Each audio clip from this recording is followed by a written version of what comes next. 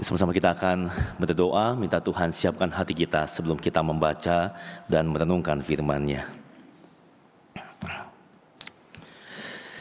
Tuhan, biarlah kami datang kepadamu dengan hati yang haus akan Tuhan sendiri.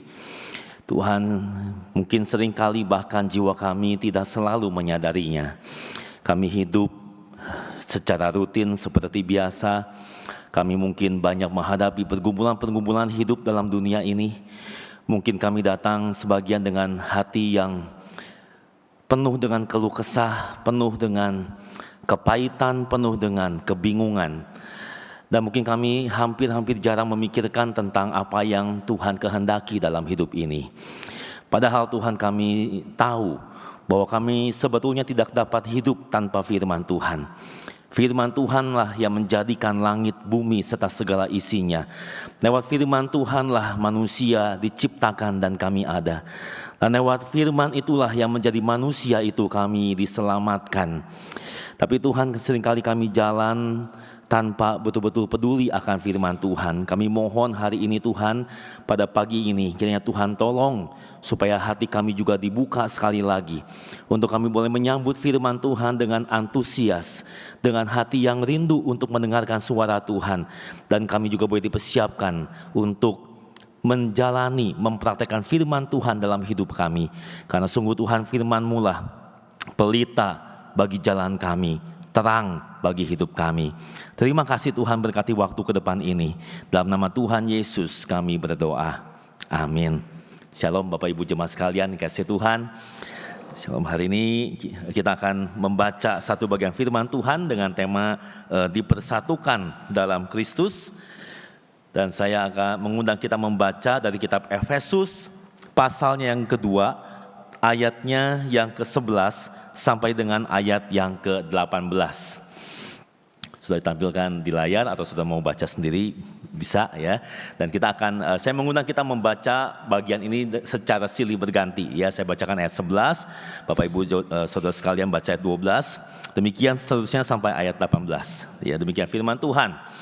Karena itu ingatlah bahwa dahulu kamu adalah orang-orang bukan Yahudi secara jasmani, yang disebut orang-orang tak bersunat oleh mereka yang menamakan dirinya sunat, yaitu sunat lahiriah yang dikerjakan oleh tangan manusia.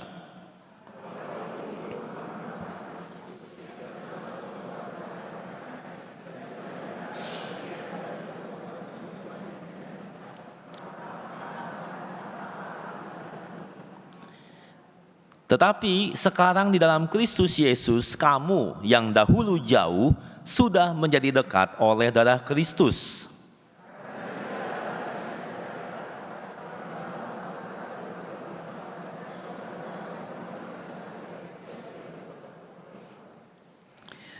Sebab dengan kematiannya sebagai manusia, ia telah membatalkan hukum Taurat dengan segala perintah dan ketentuannya, untuk menciptakan keduanya menjadi satu manusia baru di dalam dirinya, dan dengan itu mengadakan damai sejahtera.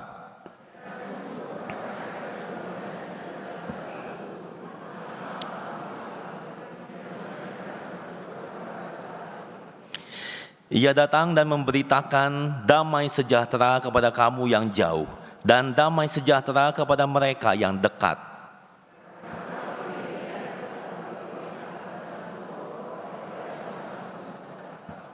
Sampai semakin jauh pembacaan firman Tuhan pada pagi hari ini.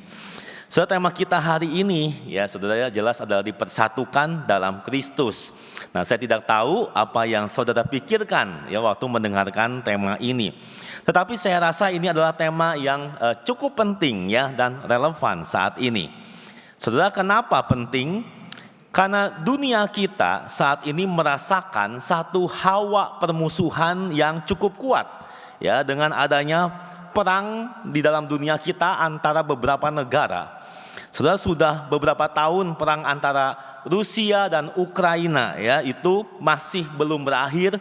Lalu muncul perang antara Israel dan Palestina ya, dan saat ini Amerika dengan Iran ya, dan beberapa negara lainnya. Saudara, sebagian kita mungkin mulai cemas ya memikirkan masa depan dunia ini seperti apa. Apakah semua perseteruan ini akan mengarah kepada peperangan yang lebih hebat dan lebih meluas, ya, atau misalkan bahkan sampai perang dunia ketiga?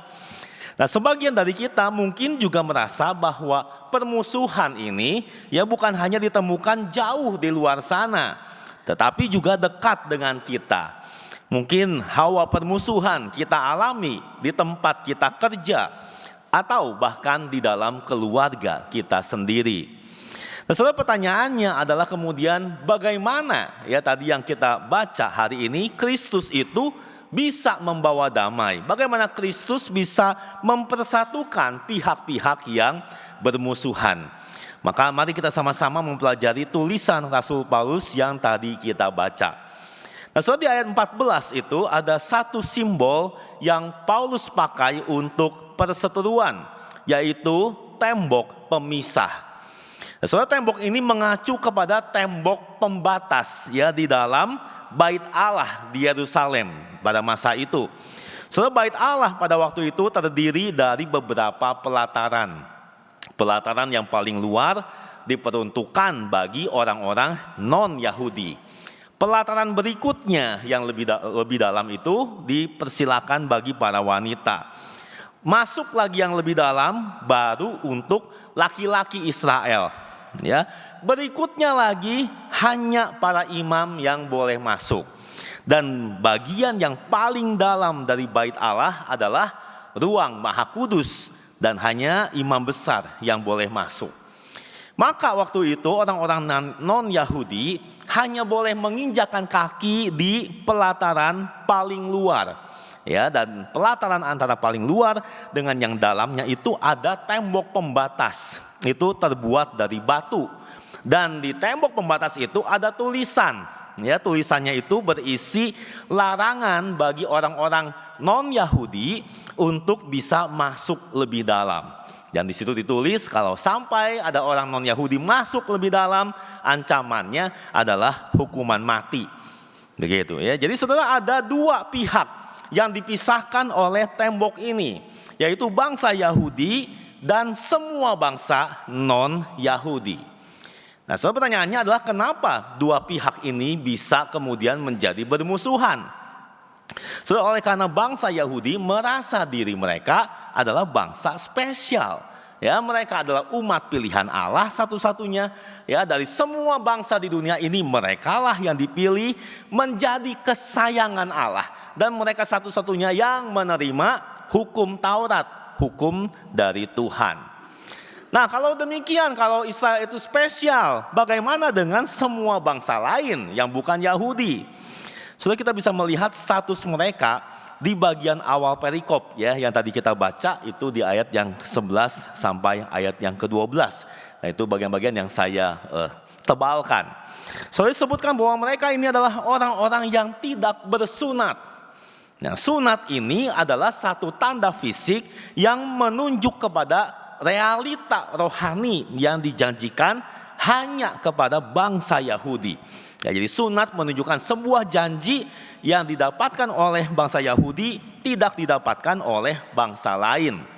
Saudara, janji seperti apa? Nah, disebutkan di sini mereka bangsa non-Yahudi itu tanpa Kristus. Artinya bahwa mereka itu tidak mendapatkan janji Mesias. Lalu disebutkan mereka itu tidak termasuk ke dalam kewargaan Israel, tidak mendapat bagian dalam perjanjian dengan Allah. Jadi saudara, kita bisa melihat bahwa Israel itu sering disebut sebagai bangsa yang kudus. Ya, apa artinya kudus? Itu dipisahkan dari segala bangsa lain supaya hanya Tuhan yang menjadi pemimpin langsung atas mereka. Nah, akibatnya saudara, mereka ini adalah menjadi bangsa-bangsa yang tanpa pengharapan dan tanpa Allah di dalam dunia ini. Saudara, coba sedikit membayangkan ya, ini sebuah realita yang sangat mengenaskan. Ya, saudara, apa yang lebih menyedihkan daripada hidup tanpa harapan? Ya, kalau sudah tidak ada harapan, apa gunanya hidup di dalam dunia? Tapi sesungguhnya inilah kondisi semua orang non-Yahudi. Dan Paulus menyebutnya kondisi ini adalah sebagai jauh dari Allah, jauh dari umat Allah. Nah, kemudian bagaimana dengan bangsa Yahudi ya yang dianggap dekat dengan Allah? Ternyata saudara, semua keistimewaan ini menjadikan mereka sombong. Ya, dan mereka kemudian merendahkan bangsa-bangsa lain. Dan dari sinilah muncul benih-benih permusuhan yang semakin berkembang. Saudara, dikatakan bahwa bangsa Yahudi itu kemudian merasa jijik dengan bangsa-bangsa lain.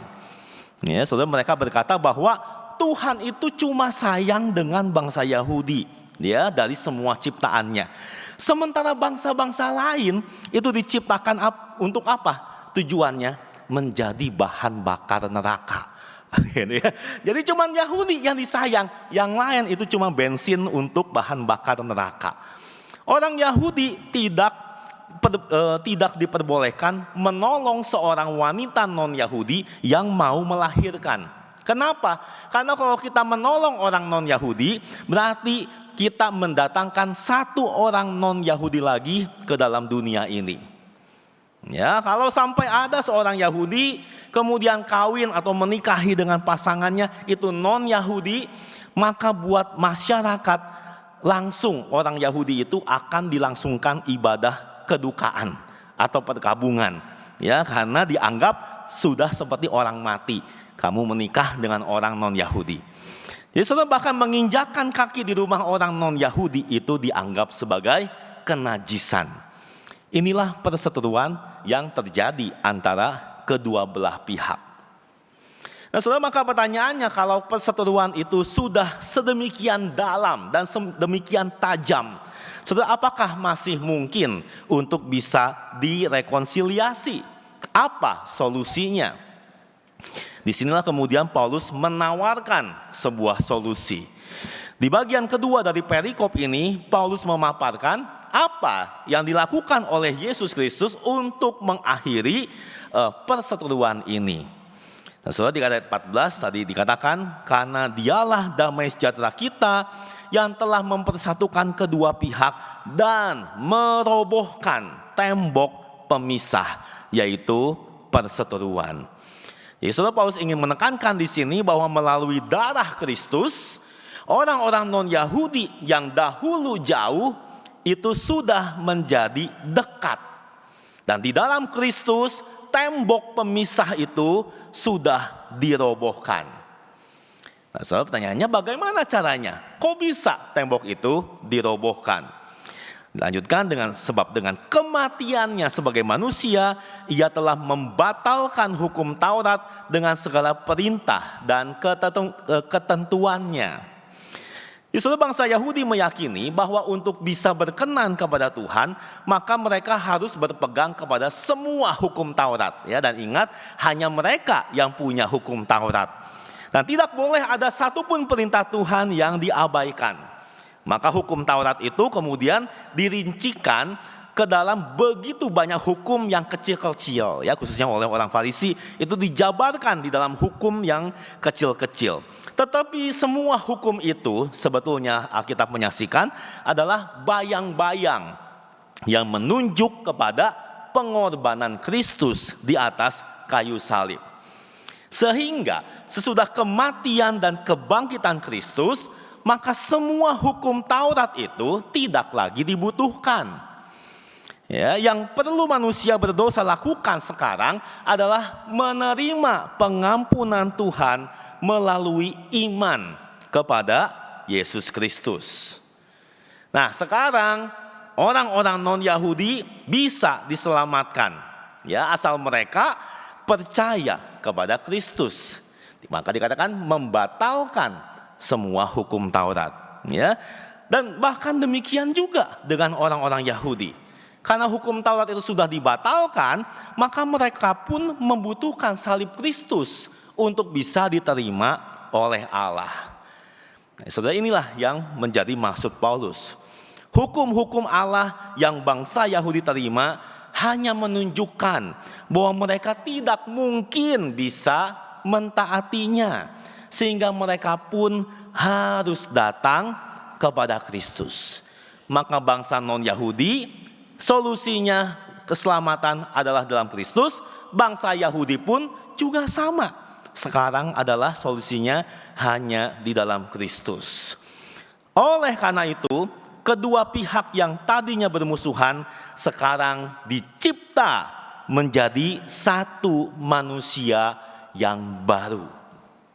Nah, saudara, kata baru ini menarik karena ini berarti Yesus membawa bangsa Yahudi dan bangsa non-Yahudi menjadi satu. Ya, bukannya orang non-Yahudi dijadikan Yahudi ataupun sebaliknya, melainkan dari kedua jenis bangsa ini tercipta satu jenis manusia baru, yaitu apa? Kesatuan yang bersifat spiritual. Dan saudara, untuk memperdamaikan keduanya dalam satu tubuh dengan Allah melalui salib, dengan melenyapkan perseteruan pada salib itu, Ia datang dan memberitakan damai sejahtera kepada kamu yang jauh dan damai sejahtera kepada mereka yang dekat. Saudara, perhatikan bahwa kata damai ya itu diulang beberapa kali. Jadi saudara, permusuhan, perseteruan melenyapkan damai. Tapi karya kematian Yesus di atas kayu salib itu memulihkan damai sejahtera itu kembali. Dan di dalam kekristenan, saudara, kata damai itu bukan hanya bicara tentang perasaan, ya, perasaan tenang, perasaan nyaman, atau bebas dari masalah. Ya, waktu hidup nggak ada masalah, wah kita damai begitu. Saudara, kekristenan bicara itu lebih dari sekedar itu. Saudara, itu terlalu dangkal. Tapi yang paling utama, damai itu bicara tentang relasi. Relasi atau hubungan. Saudara, kalau kita mencoba, saya belum baca ayat 17 ya. Saudara, kalau kita mencoba memahami apa sebetulnya yang menjadi penyebab dari semua permusuhan di dunia. Apa, saudara? Alkitab menjawab bahwa segala bentuk permusuhan itu hadir di dunia ketika apa? Sejak manusia jatuh ke dalam dosa. Dosa itu mengakibatkan manusia menjadi musuh Allah. Dan dosa itu juga menjadikan manusia musuh dengan sesamanya. Maka solusi yang Allah sediakan terhadap permusuhan ini adalah apa? Salib Kristus. Melalui kematiannya, Kristus itu kemudian mendamaikan manusia yang berdosa dengan Allah. Dan Yesus juga melalui salibnya itu mendamaikan manusia dengan sesamanya. Semua tembok pemisah itu diruntuhkan. Dan semua orang percaya dari segala bangsa didamaikan dan dipersatukan menjadi satu manusia baru, menjadi satu tubuh Kristus, yaitu gerejanya. Maka saudara, segala perbedaan yang menjadi sumber konflik, kebencian, dan kesombongan seharusnya sudah dibunuh di atas salib Kristus. Nah saudara, maka pertanyaannya sekarang adalah, apa aplikasinya bagi kita hari ini? Ya, kita sudah mempelajari ke-8 ayat ini, lalu bagaimana kita menerapkannya dalam hidup kita? Saudara, pesan firman Tuhan ini adalah jelas. Terhadap segala bentuk permusuhan yang terjadi di dalam dunia ini, obat penawarnya itu hanya satu, yaitu apa? Salib Kristus.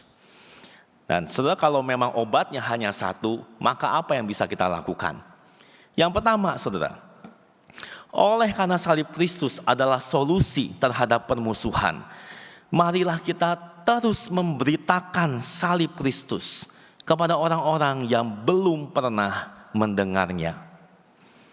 Semungkin kita merasa cemas, ya, dan kita merasa pesimis melihat kondisi dunia sekarang ini, ya, penuhi dengan berita perang, berita permusuhan di sana sini yang jauh, ya, yang sepertinya jauh dari kata selesai. Kata damai itu sekarang terdengar seperti sebuah dunia hayal belaka, seperti sebuah utopia yang tidak akan pernah terwujud dalam dunia ini. Nah, saudara, mungkin kau dan saya mulai merasa kehilangan harap dan putus asa. Tapi saudara, mari hari ini kita bersyukur lagi untuk salib Kristus. Oleh karena salib Tuhan itu memberikan harapan bagi dunia yang tidak bersahabat. Hanya dalam salib Kristus permusuhan itu dilenyapkan dan damai sejahtera, peace itu diciptakan sebagai gantinya.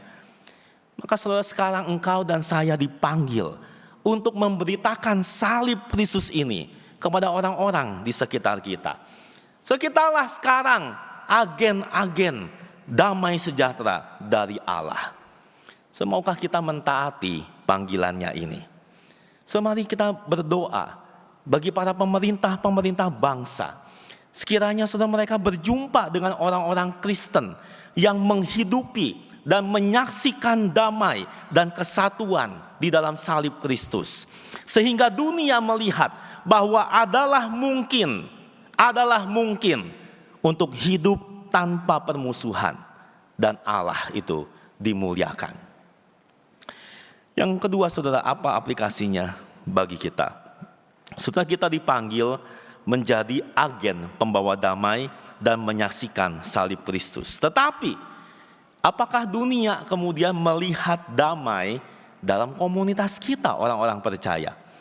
Apakah relasi kita dengan orang-orang percaya lainnya dipenuhi dengan damai sejahtera? Ataukah kita mendapati diri kita ini sedang bermusuhan dengan sesama orang percaya? Saudara, apakah masih ada tembok-tembok pemisah yang menjadi penghalang kita bisa mengasihi orang lain? Kristus dikatakan sudah merobohkan tembok pemisah. Tapi jangan-jangan kita sendiri yang mendirikan lagi tembok-tembok yang baru. Semungkin kita enggak bermusuhan sama orang Yahudi, ya mungkin kita enggak ada yang kenal sama orang Yahudi. Tapi apakah kita memandang rendah orang-orang dari suku lain, dari ras lain? Seberapa kita bisa mengasihi orang yang berbeda dari kita? Tuhan sudah datang dan mati bagi orang itu. Masakan kita tidak bisa mengasihi dan bersatu dengan orang itu? Saudara, kenapa ya kita sebagai orang Kristen masih bisa mendirikan tembok pemisah? Saya rasa salah satu penyebabnya adalah dosa kesombongan. Seperti bangsa Yahudi, saudara, mereka mendapatkan anugerah yang begitu besar, ya mereka tidak sadar bahwa Tuhan itu memakai bangsa Yahudi sebetulnya untuk melahirkan Mesias yang selanjutnya menjadi berkat bagi seluruh dunia. Bangsa Yahudi itu dikasih berkat supaya menjadi saluran berkat untuk seluruh dunia. Tapi saudara, anugerah yang diterima itu lama-lama bisa menjadi alasan untuk sombong. Dan saudara, hati-hati jikalau kita merasa diri punya hal-hal yang bisa dibanggakan. Maka karena itu akan cepat berubah menjadi keangkuhan hidup. Mungkin sebagian dari kita bangga dengan suku kita atau dengan ras kita.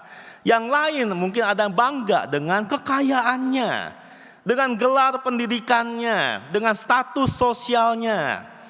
Sebagian orang lain mungkin bangga dengan pengetahuan teologi yang dimilikinya. Atau yang lain lagi dengan selera musiknya dan sebagainya. Lalu saudara, kita merendahkan kelompok lain yang berbeda dari kita. Yang ekonominya tidak seperti kita, pengetahuan teologinya tidak seluas kita, selera musiknya tidak sekelas kita, dan lain-lainnya. Dan saudara, kalau komunitas kita orang-orangnya seperti demikian, jangan harap ada damai sejahtera. Akhirnya komunitas orang percaya tidak memberikan kesaksian yang baik. Orang-orang dunia tidak melihat Allah itu hadir di tengah-tengah umatnya dan nama Tuhan dipermalukan. Nah, saudara, saya ingin mengakhiri perenungan hari ini dengan dua kisah. Ya, yang pertama saudara, itu di abad 18, saudara mungkin pernah mendengar ya, ada sebuah Great Awakening, sebuah kebangunan rohani yang besar di Amerika. Mungkin saudara pernah kenal nama Jonathan Edwards. Nah ya, saudara, di mana Jonathan Edwards itu khotbahnya membawa pertobatan kepada ratusan orang di sana. Ada juga yang namanya George Whitefield yang khotbahnya didengar oleh ribuan orang. Ya, dan kemudian KKR, kebangunan rohani terjadi, ditunjukkan dengan beberapa manifestasi yang tidak biasa. Jadi tengah-tengah KKR atau ibadah begini saudara ya, waktu saudara mereka dengar firman Tuhan, dengar Injil, sebagian orang itu bisa menangis kenceng. Nah, saudara, kalau kita ada jemaat menangis kenceng kita bisa kaget ya. Ada orang sebagian yang tertawa, terbahak-bahak bersuka cita. Ya. Dan saudara, waktu KKR itu, kebangunan besar itu terjadi, saudara, bagaimana respons dari gereja-gereja lain? Ternyata saudara, tidak semua orang itu suka dengan kebangunan ini. Ya, ada seorang pendeta namanya Charles Chauncy, saya nggak tulis di sini ya, namanya Charles Chauncy. Saudara, dia menulis sebuah buku yang sangat panjang untuk menyerang Jonathan Edwards. Ya, dan dia tulis, ya, saya kutip seperti demikian. Orang-orang Kristen yang menyaksikan kebangunan rohani itu keliru. Menganggap ini pekerjaan Tuhan itu salah. Mereka tidak menyelidiki fenomena ini berdasarkan firman Tuhan. Ya, mereka enggak cek apakah hidup orang-orang yang ngaku bertobat itu betul-betul diubahkan. Ya, dan Charles Chauncy mencatat banyak orang Kristen yang ngaku bertobat saat itu nangis kenceng-kenceng, hidupnya tambah berdosa. Jadi dia menyimpulkan kebangunan itu hanyalah delusi belaka. Memang betul ya, tidak semua yang mengaku bertobat dalam kebangunan itu menunjukkan buah-buah pertobatan. Dan itu diakui oleh Jonathan Edwards. Ada yang hanya emosi sesaat, kebawa emosi aja. Tapi enggak semua seperti itu. Enggak semua seperti itu. Ya, ada pertobatan yang sejati. Tapi Chauncy enggak setuju. Langsung menganggap semua fenomena itu palsu dan semua kebangunan itu adalah sesat. Akibatnya, saudara tahu apa yang terjadi? Kebangunan rohani yang besar itu, sesudah itu gereja di Amerika terpecah jadi dua. Terpecah menjadi dua kelompok besar. Sebagian kelompok mendukung Jonathan Edwards itu dikeluarkan dari gereja. Dan sebagian yang menentang kebangunan itu. Nah saudara, kenapa Chauncy memusuhi kebangunan dan sepertinya mengajak gereja-gereja mengecamnya? Karena saudara, sikap mental superioritasnya, merasa diri lebih benar, lebih biblikal. Akhirnya dia membangun tembok pemisah dan tidak sanggup melihat pekerjaan Tuhan dalam kebangunan rohani yang terjadi. Saudara, hari ini saudara kita nggak pernah dengar ya namanya Charles Chauncy. Kita lebih dengar nama Jonathan Edwards. Keangkuhannya membuat kasihnya itu menjadi kerdil. Dan dia tidak bisa bersuka cita bersama-sama dengan saudara-saudari seiman yang lain. Dan saudara, engkau dan saya bisa terjebak dalam spirit yang sama seperti Chauncy. Yang kedua, saudara, ini sebuah cerita ya dari satu buku novel namanya Picturesque Notes of Edinburgh.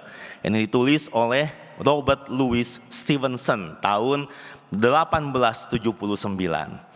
Jadi saudara, dia cerita kisah ya tentang dua orang perempuan, dua wanita yang bersaudara ya, jadi cici dede ya. Mereka berdua tidak menikah, lalu tinggal di sebuah kamar. Dan seperti layaknya orang-orang yang tinggal di satu kamar, tentu akan muncul konflik ya. Mungkin ini bukan kamar, mungkin seperti studio begitu ya. Muncul konflik.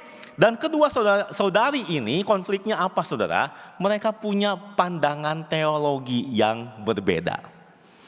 Mereka berdebat tentang Alkitab. Ya, rohani banget debatnya tentang Alkitab. Tapi tidak mencapai kesepakatan. Tapi perdebatan itu begitu serius sampai dua-duanya merasa kepahitan. Cici dede ini. Akhirnya mereka marah, mereka kesel, mereka gak mau ngomongan lagi. Tidak ada satu kata pun yang mereka ucapkan. Tidak ada satu kata pun. Baik kata-kata yang baik ataupun kata-kata yang buruk. Hanya ada keheningan. Namun mereka terpaksa tinggal satu atap. Ya, mungkin karena kurang uang atau mungkin takut diomongin orang. Kenapa pisah, ya? Dan saudara, apa yang mereka lakukan? Mereka menarik garis pakai kapur untuk membagi dua tempat tinggal mereka itu. Nah, setiap kali ada teman sanak saudara itu datang, saudara akan disambut dengan suasana tidak enak karena mereka berdua tidak saling bicara. Setiap malam masing-masing harus tidur, dikatakan ya, mendengarkan desahan nafas musuh mereka. Selama bertahun-tahun, dua saudari ini yang rajin datang ke gereja ini tinggal dalam kesunyian yang penuh kebencian. Sebagaimana kedua saudari ini bisa menamakan diri Kristen kalau mereka menolak untuk saling mengampuni dan rekonsiliasi. Saudara, bagaimana dengan kita hari ini? Apakah hati kita sungguh dipenuhi oleh damai sejahtera? Ataukah ada relasi-relasi yang rusak karena tembok-tembok pemisah yang kita sendiri bangun? Adakah permusuhan di antara sesama orang percaya sehingga komunitas kita tidak mengalami damai yang sebetulnya Tuhan sediakan bagi kita? Mari hari ini kita datang lagi di hadapan Tuhan. Kita sama-sama memohon supaya kiranya hati kita dipenuhi oleh damai sejahtera oleh karena Kristus telah mati bagi kita. Dan mohon Tuhan juga memberikan engkau dan saya keberanian untuk memberitakan salib Kristus kepada orang-orang di sekitar kita di tengah-tengah dunia yang hostile, yang tidak bersahabat ini. Mari kita masuk dalam doa.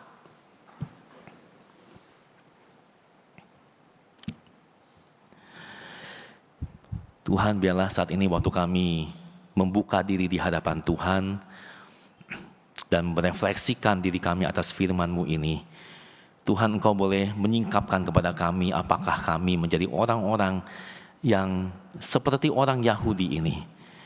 Kami membangun satu tembok pemisah terhadap sesama orang percaya. Kalau kami mungkin sebagian merasa begitu sulit untuk bisa bertumbuh dalam gereja, karena kami merasa banyak isinya orang-orang yang tidak pantas untuk dikasihi, ada orang-orang yang tidak patut kami hormati, ada orang-orang yang seleranya yang beda sekali dengan apa yang kami pikirkan, cara pikirnya aneh, cara hidupnya aneh, dan mungkin Tuhan ada kesombongan-kesombongan lain yang membuat kemudian komunitas kami di tempat ini terpecah-pecah. Sehingga Tuhan, kami hanya menjadi olok-olok dari dunia ini. Dan salib Kristus menjadi bahan tertawaan. Tuhan, kami mohon, ampunilah setiap kami. Dan Tuhan, ketika kami datang kepada salib Kristus, biarlah kami rindu bukan hanya hubungan kami dengan Allah itu dipulihkan lagi. Tapi Tuhan, biarlah damai itu sungguh-sungguh kami rasakan sebagai satu gereja di tempat ini. Tolong Tuhan, jangan lagi sampai kami membangun tembok pemisah yang sudah dihancurkan oleh Kristus. Biarlah kami ingat Tuhan, kalau Tuhan sudah mati bagi mereka, bagaimana mungkin kami tidak belajar saling mengasihi. Berkati kami ya Tuhan, satukan kami dan bawa kami Tuhan untuk bisa membawa ini kabar damai sejahtera ini, kabar salib Kristus kepada dunia yang penuh dengan peperangan, dunia yang penuh dengan konflik ini. Supaya kami rindu Tuhan, kami sungguh rindu supaya salib Tuhan itu boleh nyata dan menjadi solusi yang mempersatukan pihak-pihak yang bermusuhan. Terima kasih Bapa, dalam nama Tuhan Yesus kami berdoa. Amin.